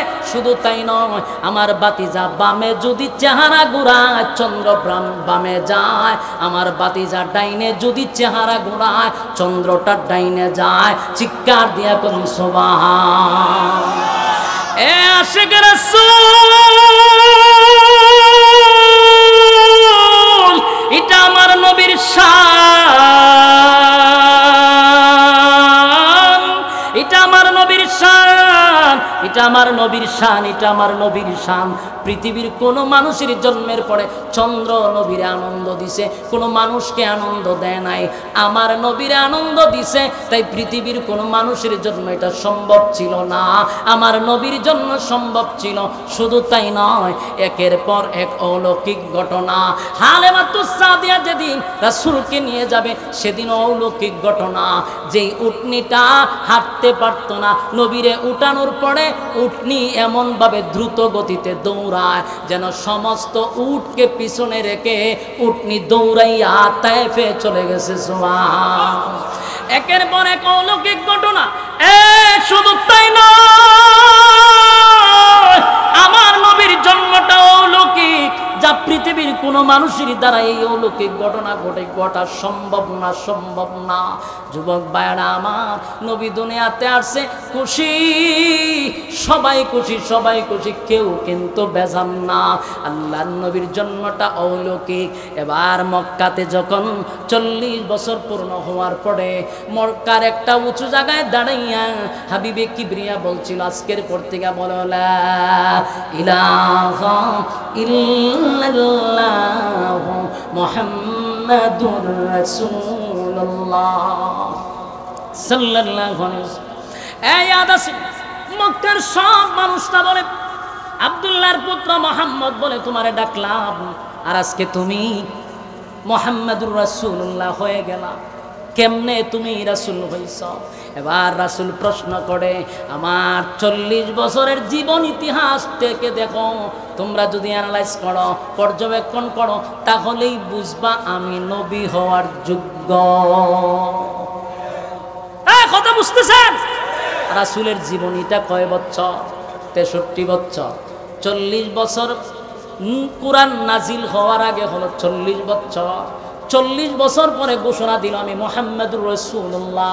মক্কার মানুষ বলে কেমনে রাসূলুল্লাহ হইলেন? নবী বলেন আমার জন্ম থেকে নিয়ে 40 বছর খাটাখাটনি করে দেয়, ভালো করে কাটতে দেয়।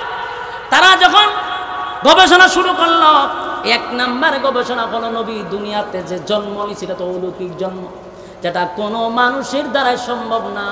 তাহলে এই দিক তাকাইলে উনি নবী হওয়ার যোগ্য। আমার নবী কোনদিন ওনার লজ্জাস্থানের কাপড় সরতে পারে নাই, এটা কোনো মানুষের দ্বারা সম্ভব না। আমার নবীর দ্বারাই সম্ভব ছিল, তাই উনি নবী হওয়ার যোগ্য। কথা হয় না?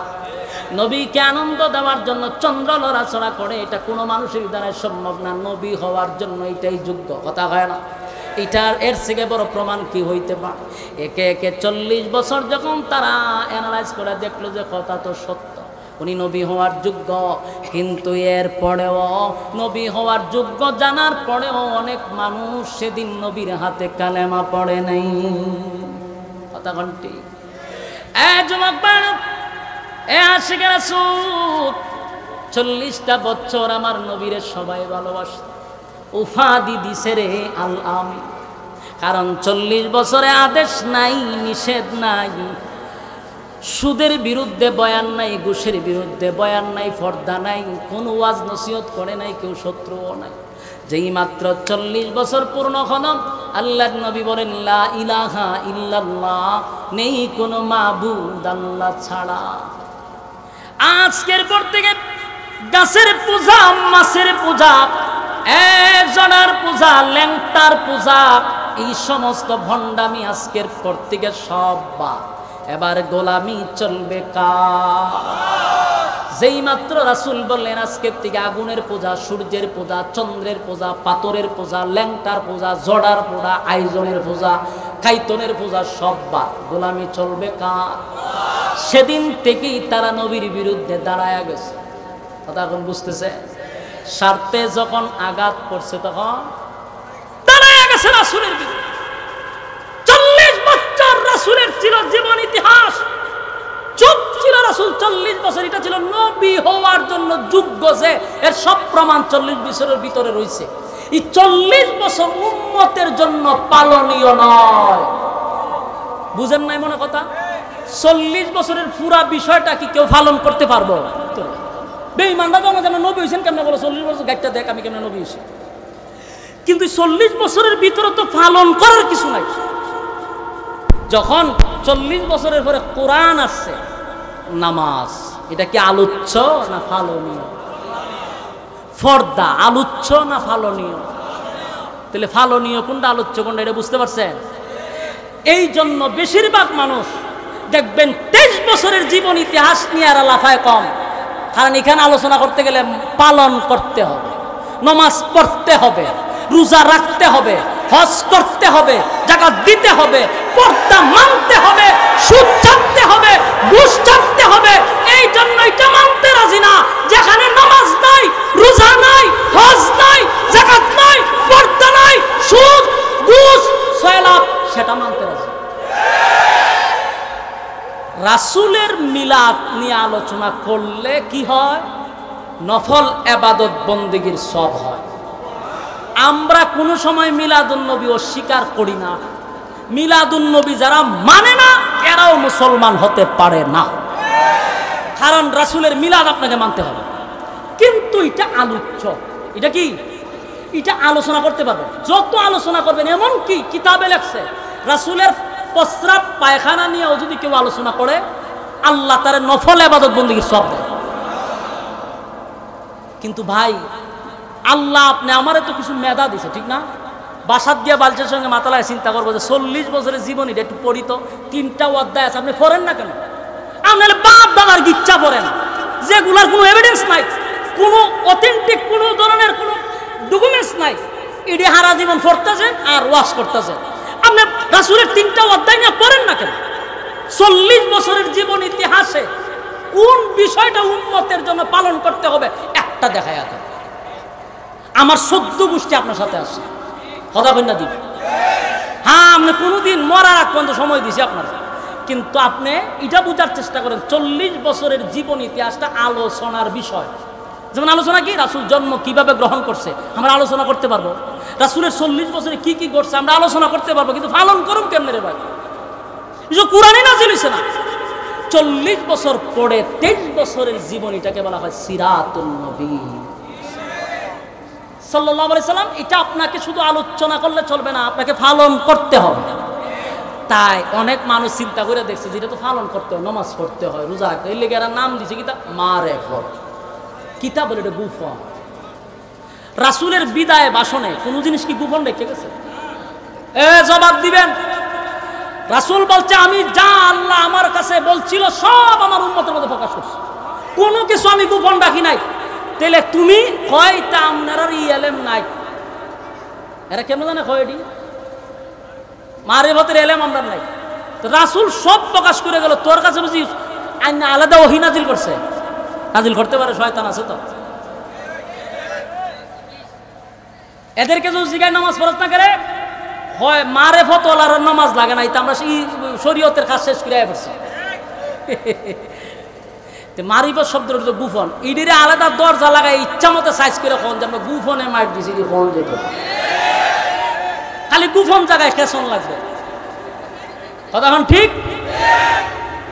আজকের থেকে স্পষ্ট আমাদের আকীদা আমরা প্রকাশ করলাম। বলুন আমরা এই মিলাদুন নবী বিশ্বাস করি কিনা? আমরা মিলাদুন নবী বিশ্বাস করি, এটাও বিশ্বাস করি মিলাদুন নবী বিশ্বাস না করলে ঈমান থাকবে না। কথা এখন ঠিক?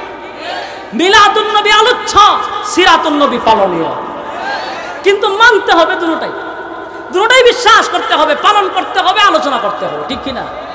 সম্মানিত শুধু আবার আমার রাসূলের শান বলি না, আমরা বলি আমাদের ওয়াজে রাসূলের শান নাই তো গানের মধ্যে শান আছে? যদি জিগা গিটারে গান গাছে গান গাই না রে শান গাই, তোরে কাটা যদি গান গায় শান গাইতে? রাসূলের জীবন ইতিহাস আলোচনা কর, সাধারণ মানুষ বুঝতে পারবে। রাসূলের জন্ম বিস্তারিত আলোচনা করতে থাক, মানুষের দিল নরম হয়ে যাবে, ঠিক কিনা? যুবক ভাই, শেষ কথাটুকু বলতেছি কারণ প্রচন্ড গরমে আপনারা বড় আগ্রহের সহিত বুঝে আছে। আমার যে আরাম লাগতেছে বিষয়টা এমন না, আমার আরো বেশি কষ্ট, কিন্তু কথাটা শেষ করে দিই। নবী দুনিয়াতে আসার কারণে আমরা খুশি নেবে যান, আমরা খুশি আনন্দিত। নবী যদি দুনিয়াতে না আসতো রে, এই পৃথিবী আমার আল্লাহ এত সুন্দর করতো না। আমার নবীর জন্য আমরা এত সুন্দর দুনিয়া পাইলাম। আমার নবীর সুপারিশ ছাড়া হাসরের মাঠে কেউ সুপারিশ করতে পারবে না, কথা হয় না? হাসরের মাঠে আল্লাহ বলেন নবী গো, একমাত্র হাসরের মাঠে আপনাকে সুপারিশকারী বানাইলাম। আমার নবী ছাড়া হাসরের মাঠে কেউ সুপারিশ করবে না। সেই নবীরে যদি কেউ অস্বীকার করে ঈমান থাকব। তাই আমরা কলিজা দিয়া নবীরে ভালোবাসি। যদি তাই নয়, নবীর বিরুদ্ধে যদি কেউ কথা বলে আমাদের আহলে হক উলামায়ে কেরাম সর্বপ্রথম রক্ত দেয়। বাস্তব না বাস্তব? ইতিহাস বলি না, ইতিহাস আপনারা বললে চলতো না। 2013 সালে শাপলা চত্বরে কেন আলেমরা জমাইতে হয়েছিল? ব্লগাররা যখন নবী বিরুদ্ধে কথা বলছে, নবীকে নিয়ে কটূক্তি করছে, তখন আমাদের উলামায়ে কেরাম ঝাঁপিয়ে পড়ছিল। সেদিন আপনারা ভাই নাই। বুলাতে যখন নবীর বিরুদ্ধে কটূক্তি হয়েছে, আমাদের উলামায়ে কেরাম লামার পরে 7 জন শহীদ হয়েছিল। নবীর মহব্বতে তারা জীবন দিছে। বাংলাদেশে অসংখ্যবার রাসূলকে নিয়ে কটূক্তি করার পরে আমাদের উলামায়ে কেরাম জীবন দিছে, রক্ত দিছে। মহব্বত আমরা করি, রক্ত আমরা দিই। কথা বুঝতেছেন? বিভ্রান্ত ছড়াবে না। এখন আসুন, নবী আসার কারণে আসমান খুশি, জমিন খুশি, সূর্য খুশি, চন্দ্র খুশি, সব খুশি। আমরাও খুশি, আপনারও খুশি, ঠিক কিনা? নবী যে বিদায় হয়েছে এই ব্যাপারে আপনার কষ্ট আছে না? এখন কথা কই না তো? হ্যাঁ, আপনাদের ভূমিকা হলো, আমাদেরও কথা হলো 12ই রবিউল আউয়াল মাসে রাসূল 12 তারিখ আসছে দুনিয়া, ঠিক না? কিন্তু এটাকে অস্বীকার করতে পারবেন? 12ই রবিউল আউয়াল সোমবার রাসূল দুনিয়াতে বিদায় হয়েছে, হ্যাঁ অস্বীকার করতে পারবেন?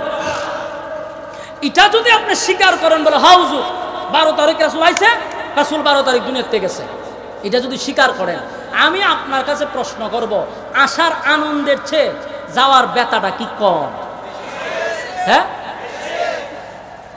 সত্যিকারের আশিক রাসূল যারা এরা সেই দিনে কান্নাকাটি করার কথা। তাহলে বাদ দেন, আমরা বাদ দেন, এবার আসুন সাহাবায়ে কেরামরা কি করছে। সাহাবায়ে কেরাম যদি 12ই রবিউল আউয়াল সোমবার দিনে যদি আনন্দ মিছিল করে আমরা করব, আমাদের সমস্ত উলামায়ে কেরাম করবে, আপনাদের সঙ্গে আমরাও করব। সাহাবায়ে কেরামদের ইতিহাস আমরা পড়ে দেখি। হযরত উমর যেদিন শুনছিল আমার রাসূল দুনিয়া থেকে বিদায় হয়ে গেছে, হযরত উমর তরবারিটা হাতে লইয়া এইভাবে ঘুরাইতেছিল আর বলতেছিল, মদিনার মানুষেরা রে, কেউ যদি আমার সামনে বলবি রাসূল দুনিয়া থেকে বিদায় হয়েছে, তাহলে জেনেরা এই তরবারি দিয়া তোদের ফয়সালা করব। পাগল পাগল হয়ে গেল হযরত ওমর, পাগলের মতো হইয়া চতুর্দিকে ঘুরাইতে লাগলো। নবী দুনিয়া থেকে বিদায় হইছে, হযরত ওমর এটা মানতে পারে না। কেউ ভয়ে ওমরের সামনে যায় না রে। আল্লাহর নবীর একজন সাহাবী হযরত আবু বকর হযরত ওমরের কাছে কানে কানে গিয়া বলেন, ইন্নাকা মাইতুন ওয়া ইন্নাহুম মাইতুন। এ উমর, আল্লাহ তো বলছে আমার নবীও মরণশীল, মরতে হবে, দুনিয়া ত্যাগ করতে। আল্লাহ বলেন দুনিয়ার সমস্ত মাখলুক দুনিয়া থেকে বিদায় হতে হবে, মৃত্যুর স্বাদ সকলেরই গ্রহণ করতে হবে। কথা কোন ঠিক? তবে আমাদের ইয়াকিন হলো, আহলে সুন্নাত ওয়াল জামাতের আকীদা হলো আমার নবী কবরে এখনো জিন্দা আছে। আমরা আমাদের নবীকে হায়াতুন নবী বলে স্বীকার করি, ঠিক কিনা বলে? নবী হায়াতুন, রওজা শরীফে নবী জিন্দা, সালাম দিলে নবী নিজ কানে শুনে। সুবহানাল্লাহ, এটা আমাদের আকীদা। কিন্তু দুনিয়া ছাড়তে হবে। কথা কোন ঠিক? হযরত ওমর তরবারিটা হাতে লইয়া বলতেছেন, না আমার নবী বিদায় হয়েছে, এমন কথা বলা যাবে না। কিন্তু হযরত আবু বকর যখন কানে কানে আয়াতটা পড়ে শোনায়া দিল, হযরত ওমর তরবারিটা ফেলে মাটিতে লুটায়া পড়ে কান্দে আর বলে, হায় রে, আমার নবী কি চলে গেছে। কান্নার রোল পড়ে গেল, গোটা মদিনায় কান্নার রোল পড়ে গেছে। নবী নাই, নবী নাই, নবী নাই, নবী নাই, নবী নাই, নবী নাই, কান্নার রোল পড়ে গেছে। হায় রে, সাহাবীদের কান্না। হযরত আবু বকর কান্দে, উমর কান্দে, উসমান কান্দে, আলী কান্দে, সব সাহাবীরা কান্দলো কান্দলো কান্দলো। এমন কি আল্লাহর নবীর মেয়ে ফাতেমা, রাসূল যেদিন দুনিয়ার থেকে বিদায় হয়ে গেল, 6 মাসের ভিতরে বেঁচে ছিল, একটা দিনের জন্য ফাতেমা একদিন মুস্কি হাসি দেয় নাই।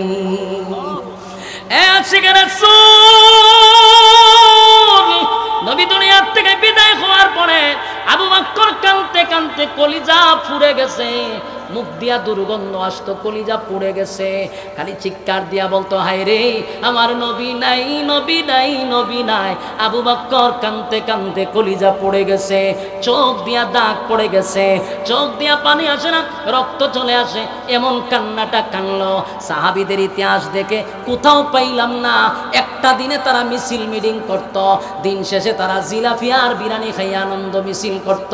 কোনো ইতিহাসে পাই নাই, পাইছি শুধু কান্নার রোল পড়ে গেছে, কান্নার রোল পড়ে গেছে। দুনিয়ার থেকে যখন রাসূল বিদায় হয়ে গেল, রাসূলকে যখন রওজা শরীফে শোয়া দিল, এর কিছুদিন পরে নবীর একজন আশিক বেলাল, হাবশি বেলাল, হাবশি বেলাল কালো ছিল, চেহারাটা সুন্দর ছিল না, এমন কুচ্ছিত বেলাল। এত নিম্ন শ্রেণীর একজন লোক ছিল, তার বাবাও ছিল গোলাম, সেও গোলাম। মানুষের কাছে তার মূল্যায়ন না থাকলেও আমার মালিকের কাছে বেলালের সম্মান অনেক বেশি। বেলাল বলে, এক মদিনার মানুষের সুর, আমি মদিনায় যখন আজান দিছি, আমার নবীর পিছনে আমি একামত দিয়া নামাজ পড়ছি, আমি মুয়াজ্জিন, আমার নবী ইমাম রে। আজকে আমার নবী দুনিয়ার থেকে চলে গেছে, আমি যদি আজান দেই আর আমার নবীর চেহারাটা না দেখি, আমি বেলালের কলিজা ফেটে জাগাতি শেষ হয়ে যাব। তাই আমার আর মদিনায় থাকতে ইচ্ছা নাই।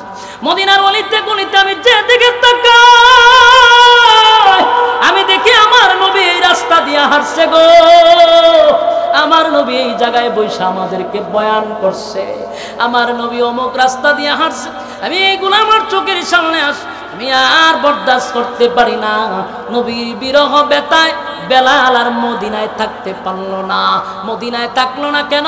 কারণ বেলাল চিন্তা করলো আমি এখানে থাকলে নবীর স্মৃতি আমার সামনে ভেসে আসবে। তাই বেলাল একদিন গাট্টি গুট্টা সব লইয়া মদিনা ছেড়ে সুদূর দামেস্কে চলে গেছে। এটা নবীর প্রতি মহব্বত আর মায়ায় বেলাল মদিনায় থাকতে পারল না, দামেস্কে চলে গেছে। এই যুবক ভাইরা, রাসূলের ইতিহাস সাহাবায়ে কেরামদের জীবনী পড়ে দেখছি, গোটা মদিনায় কাল্লার রোল পড়ে যাইতো। মদিনায় বেলাল থাকলো না, চলে গেল। কিন্তু বেলালও বেশি দিন থাকতে পারল না, 6 মাস হয়ে গেল। বেলাল স্বপ্নে দেখে আমার নবী বেলালের কাছে আইসা বলে, বেলাল রে, ও বেলাল, 6টা মাস হয়ে গেল মদিনায় তুই আজান দিস না। বেলাল রে, একবারও কি মন চায় না আমার রওজার সামনে দাঁড়াইয়া তুই আমারে সালাম দিবি? বেলাল, সব সাহাবীর সালাম পাই, আমার বেলালের সালাম আমি পাই না। বেলাল রে, কেমনে রে বেলাল তুই আমারে ভুইলা গেলি?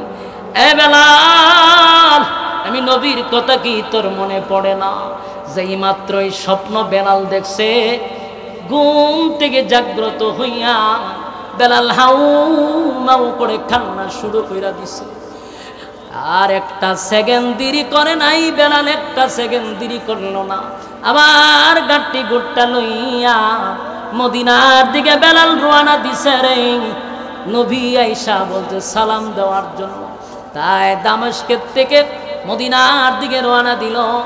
যেই মাত্র মদিনার দ্বার প্রান্তে ঢুকে গেছে, কয়েকজন সাহাবী বেলালকে দেখে দৌড়াইয়া মদিনার অলিতে গলিতে খবর ছড়াইয়া দিছে, তোমরা কারা গো? দেখো না, বেলাল কিন্তু মদিনায় চলে আসছে, নিশ্চয়ই আমার নবীও চলে আসছে। পাগল হয়ে গেছে, মদিনার মানুষটা পাগল হয়ে গেছে। এবার বেলাল মদিনায় এসে দৌড়াইয়া নবীর রওজার সামনে গিয়া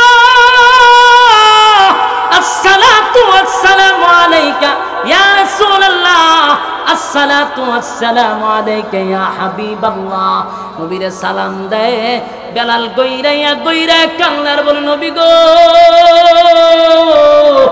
আমি বেলাল, আপনি নবীরে বলি নাই গো নবী, আমি কি আপনারে বইলা থাকতে পারি? নবীজি, আপনি দুনিয়ায় থাকতে বলছিলেন আমার পায়ের আওয়াজ আপনি জান্নাতের মধ্যে পাইছেন, আমার আপনি মহব্বত করতেন। আগো নবীজি, আমি আপনারে বলি নাই, আমি আপনার বিরহ ব্যথা যে সহ্য করতে পারি না গো নবী, আপনার মায়া আমি সহ্য করতে পারি না। যেদিকে তাকাই গো নবী, শুধু আপনার স্মৃতি আমার চোখে ভাসে। তাই তো আমি দেশ ছেড়ে ভিন্ন দেশে চলে গেছি। আবার নবীরে সালাম দেয়, সালাম দিয়া বেলাল চোখের পানি ছেড়ে দিয়া আবার দামেস্কের দিকে রওনা দেয়। মদিনার মানুষ বলে, বেলাল রে থামা, ওই দেখ বেলাল আবার দামেস্কে চলে যায় গো। দৌড়াইয়া সবাই হাসাইন আর হুসাইনের কাছে গিয়া বলে, ও হাসাইন আর হুসাইন, আমরা কত বলছি বেলাল রে একটু দাঁড়ানোর জন্য, কিন্তু আমরা বেলালকে থামাইতে পারি নাই। তুমি হাসাইন আর হুসাইন নবীর নাতি হইয়া যদি বেলাল রে বলো, তাহলে বেলাল দাঁড়াবে। সবার আবদার শুনিয়া হাসাইন আর হুসাইন দৌড়াইয়া বেলালের কাছে গিয়া দাঁড়াইছে।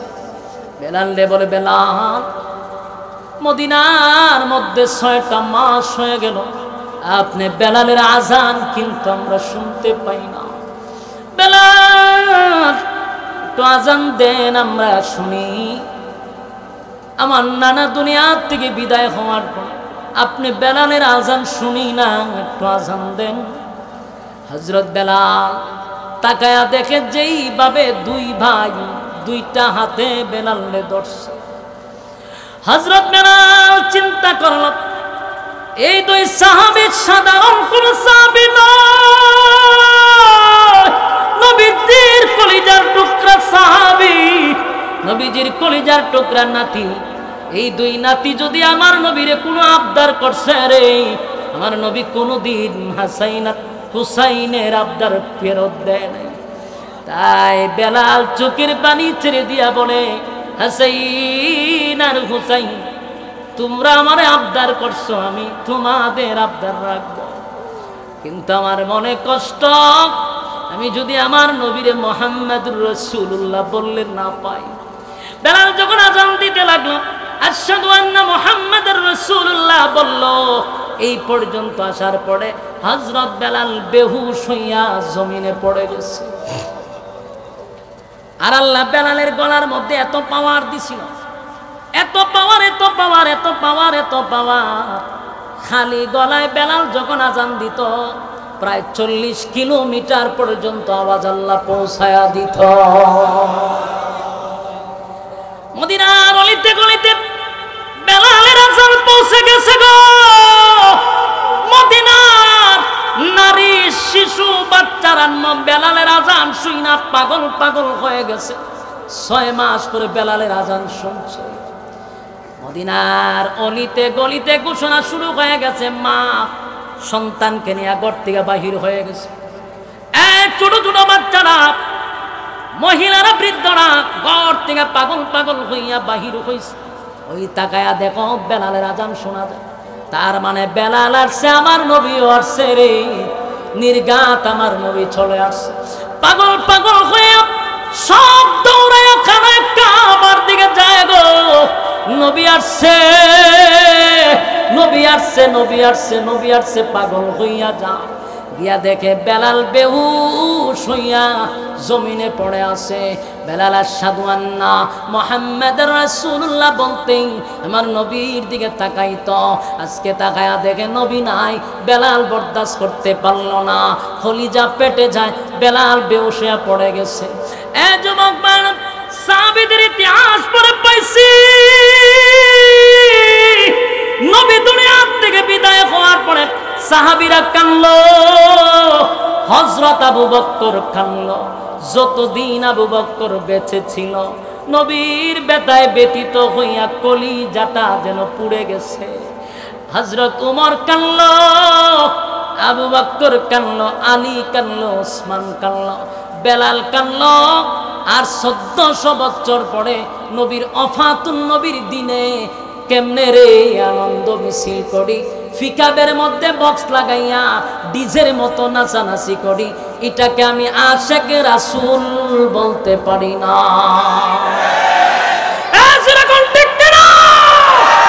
নবীর আশিকরা কোনোদিন আনন্দ মিছিল করতে পারে না, নবীর আশিকে রাসূলের সেই দিন কান্নাকাটি করতে পারে। এবার আসুন, নবী তার মিলাদুন নবী, আমাদের নবীর জন্ম রাসূল কেমনে পালন করতেন। রাসূলের জন্মের দিন সোমবার রাসূল রোজা রাখতেন, সাহাবায়ে কেরাম রোজা রাখতেন। তাহলে এই সোমবার দিন রাসূল নিয়মিত রোজা রাখত। আমরা দেশের রাজা রোজা রাখছিনি, কথা কই না, কয়জন রোজা রাখে? কারণ মিছিলের পরে তো খাওয়ান আছে।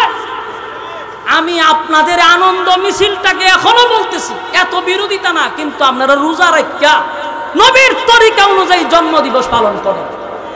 আবার আমি অনেক ভিডিও ফুটেজ দেখছি, কেকও কাটে। কেক কাটা ইসলামের কোথাও আছে? আশিকে রাসূলের পরিচয় না। সম্মানিত সুধী, আর এখন শুরু হয়েছে কি, ইদানিং দেখছি মাজার নিয়ে শুরু হয়েছে বাঙ্গাবাঙ্গি। আমরা এটাও বলি মাজার বাঙ্গার পক্ষে আমরা না। কথা কি বুঝতেছে? একদম ক্লিয়ার। বাংলাদেশে কোনো মাজার বাঙ্গা হোক, এটা আমরা চাই না। আমরা চাই মাজারের মধ্যে যারা ইয়াবার ব্যবসা করে, মাজারের মধ্যে যারা গাঞ্জার ব্যবসা করে, মাজারে যারা সিদ্ধির ব্যবসা করে, মাজারে যারা নারী পুরুষ একত্রিত হয়ে বেপরদায় নাচানাচি করে, এমন দুষ্ট লোককে পিঠের চামড়া তুলে ফেলবেন বাইরে। বান্দামি দূর করতে হবে, ঠিক কিনা বলো? আমরা আল্লাহর ওলিদের বিরুদ্ধে নয়, আমরা ওলিদেরকে সম্মান করি, এই জন্য কোন মাজারে আমরা সিদ্ধি ধরাই না। তোরা যে আশিকে রাসূলের পরিচয় দিয়া ওলি আউলিয়াদেরকে বেইজ্জতি করতেছ, তোরা এই ওলিদেরকে আমরাও সম্মান করি না, তোরা করস। তোরা সিদ্ধি ধরাস, মহিলা লইয়া নাচানাচি করস, ডুল বাজনা বাজাস, এতে ওলির সম্মান বাড়ে না কমে? কমাস তোরা খোস আমদারে, দুটো তো মিলে না, কথা কর না দি। কিন্তু মাজার বাংলার পক্ষে আমরা নয়, কারণ মাজার আল্লাহর ওলিরা শুয়ে আছে, মাজার জিয়ারত করা সুন্নাত সুন্নাত সুন্নাত। মাজার হলো জিয়ারতের জায়গা।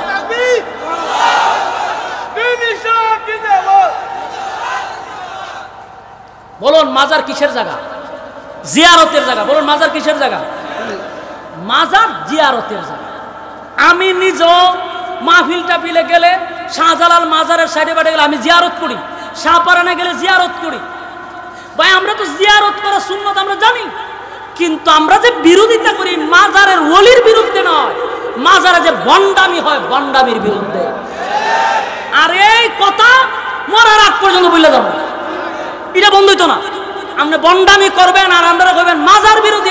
সূরা মাজার বিরোধী না, মাজারের বন্ডামির বিরুদ্ধে।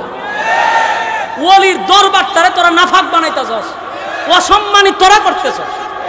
আমি ঢাকা মিরপুর 1 নম্বরে 3 বছর ছিলাম, আমার বাসা ছিল শেরালি বাজার, কি কয় শালি মাজার, এর পাশে আমার বাসা ছিল। আমি যা দেখছি তা আপনারা অনেকে দেখেন নাই। ওখানে গিয়া দেখি এইভাবে টানা শুরু করছে, জট মট লাগাইয়া বেড়া বেড়ি জটা জড়ি টাইনা ছুটানি যায় না। তো জিগাইলে আমি তা খরচ করে কইতা না করলে বাবের জগতে যেমন যায় না। বলুন তো দেখি, আমরা মাজারের পরিবেশ নষ্ট করছি না এরা করছে? এরা রে নবীর দুশ্মন কয় না, ওলির দুশ্মন কয় না, কয় আমরা রে। বুঝা গেল সন্দেহ আছে। আমার কথা কি কোনো বেজাল আছে? বাস্তব কইছি না অবাস্তব কইছি? আমরা কি সত্যিকারের ওলির বিরুদ্ধে, না মাজারের ভিতরে যারা ওলির মাজারকে, যারা কবরকে নাফাক করতেছে তাদের বিরুদ্ধে?